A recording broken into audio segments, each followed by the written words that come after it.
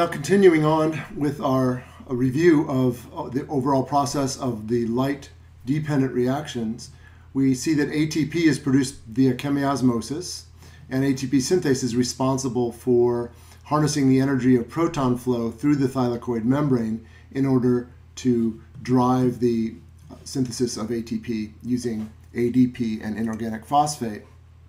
And we've studied this proton flow. So another way to review this whole process is to look at the famous Z diagram, so-called because this looks like a Z on its side. So we have photosystem 2 capturing light energy, elevating electrons to a high energy state in an excited reaction center, passing those electrons onto plastoquinone, and replacing those electrons from water.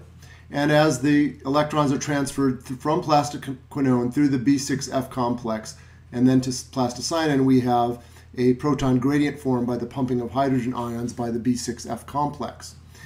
Plastocyanin passes those electrons onto photosystem 1, and photosystem 1 has lost electrons due to absorbing photons of light, transferring that energy to the reaction center, and having electrons with elevated energies being passed on to ferredoxin. Those electrons being replaced by electrons coming in from plastocyanin. And ultimately, ferredoxin passes electrons to NADP to form NADPH, and the enzyme that catalyzes that oxidation reduction is NADP reductase. So this is the overall Z diagram, and it's useful to study this. And so you might want to freeze your movie here and examine this in a little more detail, and be sure you understand the flow of electrons here and the nature by which the two molecules that are essential for driving the subsequent light-independent reactions are going to be produced. So NADPH and then ATP through the, not shown here, through the chemiosmotic synthesis of ATP. Now what I'm going to do is show you, again by review, a couple movies that I pulled off the web. So this will be a further review for you.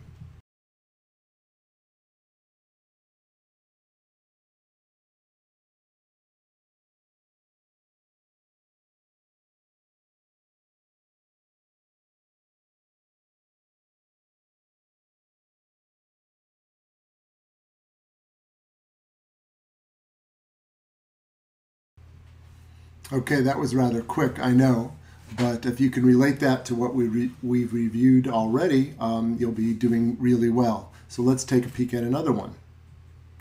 The process of photosynthesis produces ATP from ADP and PI by using the energy from light to excite electrons that are passed along an electron transport chain. Coupled with the transfer of electrons is the pumping of hydrogen ions and the splitting of water molecules. The following complexes are found in the photosynthesis electron transport chain: photosystem 2, cytochrome B6F, photosystem 1, ferredoxin NADP reductase, and the complex that makes ATP, ATP synthase. In addition to the complexes, 3 mobile carriers are also involved: plastoquinone QB, plastocyanin, and ferredoxin.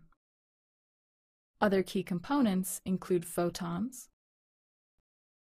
chlorophyll molecules, protons,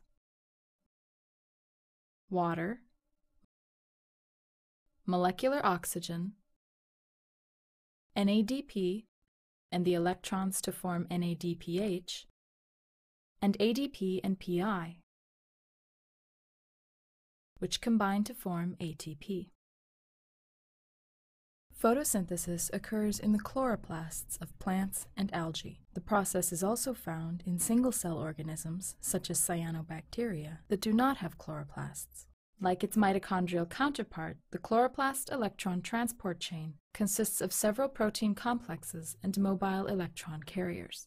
First, a photon of light hits a chlorophyll molecule surrounding the photosystem 2 complex.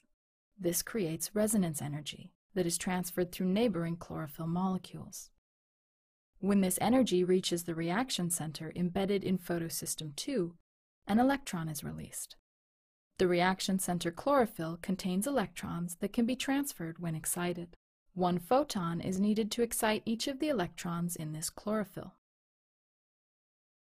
Once excited, 2 electrons are transferred to plastoquinone QB, the first mobile carrier.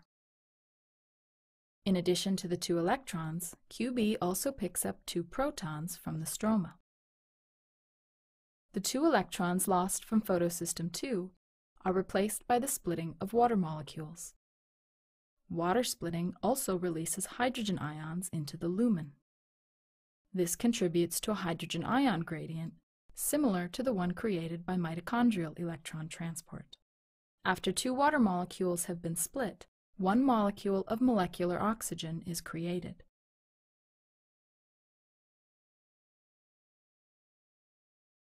Plastoquinone QB then transfers the 2 electrons to the cytochrome B6F complex.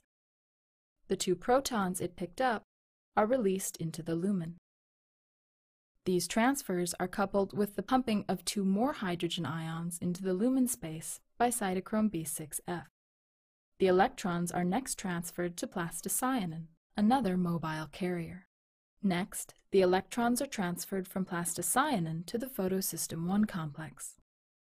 It is here that photons again energize each electron and propel their transfer to ferredoxin. Ferredoxin then transfers the electrons to the ferredoxin NADP reductase, also known as FNR. After 2 electrons are transferred to FNR, NADPH is made by adding the 2 electrons and a hydrogen ion to NADP. The gradient created by the electron transport chain is utilized by ATP synthase to create ATP from ADP and PI.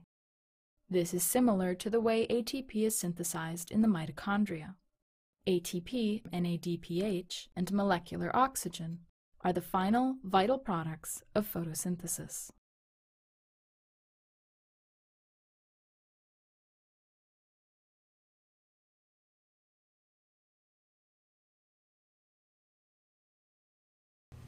So those were some very nice movies, especially the latter one produced at North Dakota State.